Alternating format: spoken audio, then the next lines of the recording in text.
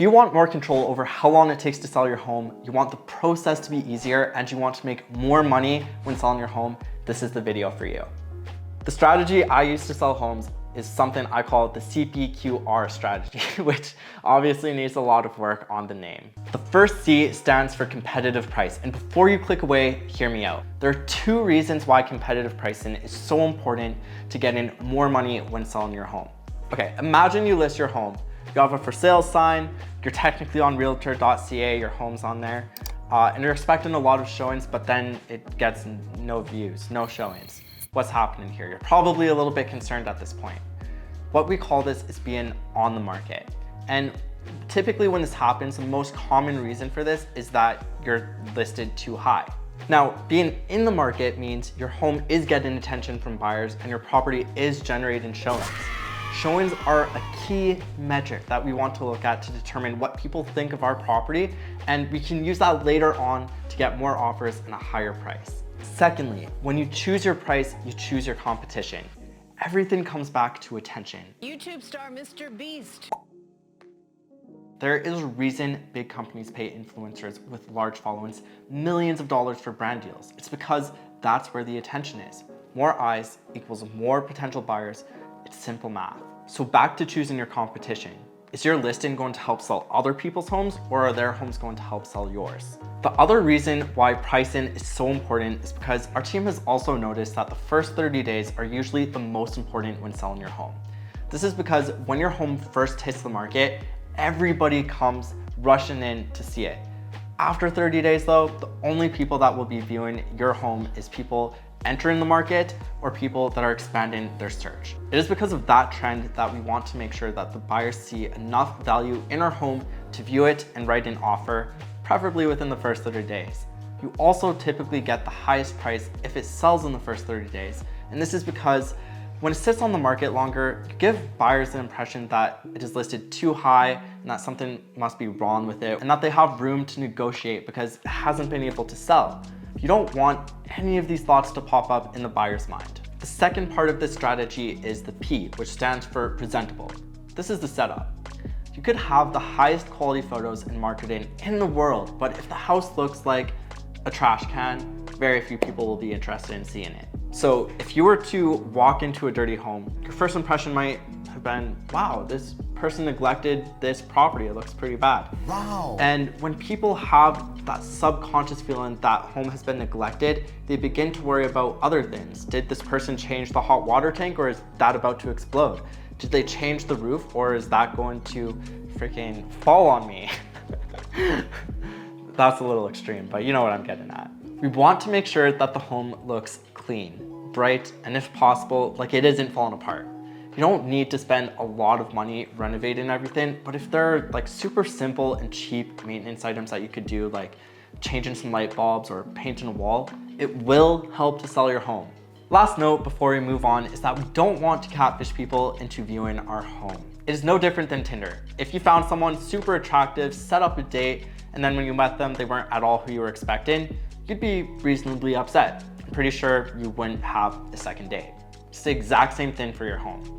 If the house looks clean and is good in the photos, we want to make sure it feels the same when buyers come in to view the home in person.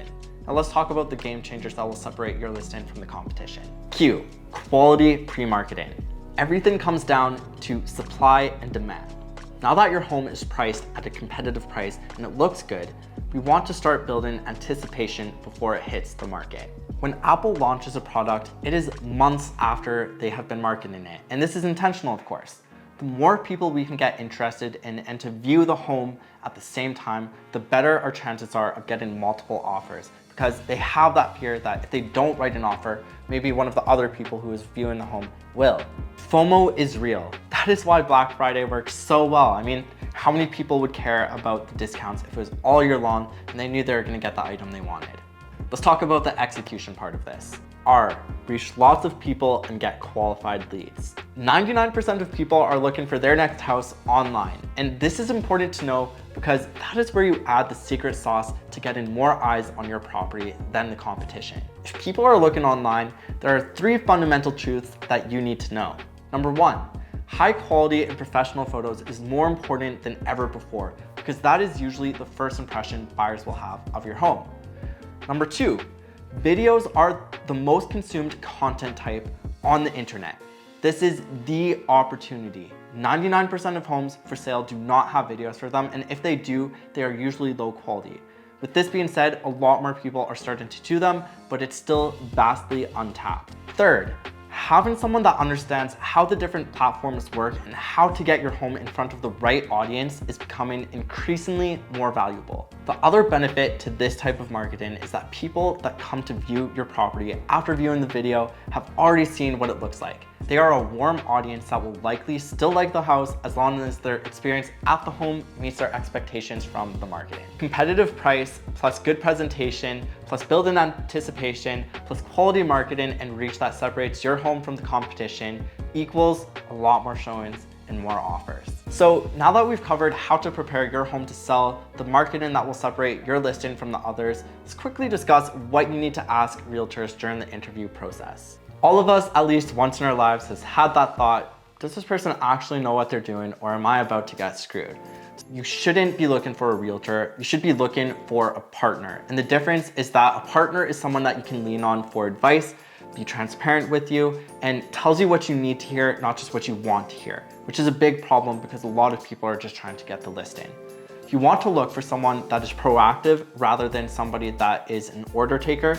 So before I give you the 4 questions you should ask realtors when hiring, I have a few very important things to pay attention to when meeting with the realtors. Number 1, are they asking you a lot of questions about your situation so they can understand what your needs are? Because if not, they probably won't be able to provide you with the right advice.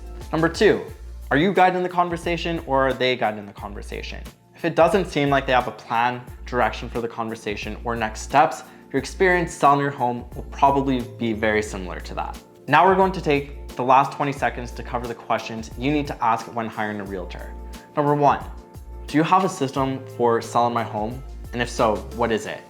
Question 2, what separates you from other realtors that want to sell my home? Whatever they answer, go one step deeper and ask for more detail. Is there a way they can prove it to you? An example would be like having a portfolio of properties they've marketed before so you can see that they do video. Question number 3, do you work full-time or part-time? Is this a career or a side gig? Because typically the effort put in is much different for someone trying to build a career. You want someone that is going to give you 110% effort. Question number 4, what professional contacts do you have? Are they connected with people in the industry, or are you going to have to find your own lawyer, handyman, etc.? This almost comes back to seeing if they have a plan. I hope this video was valuable to you. I'll see you guys in the next video and good luck selling your home.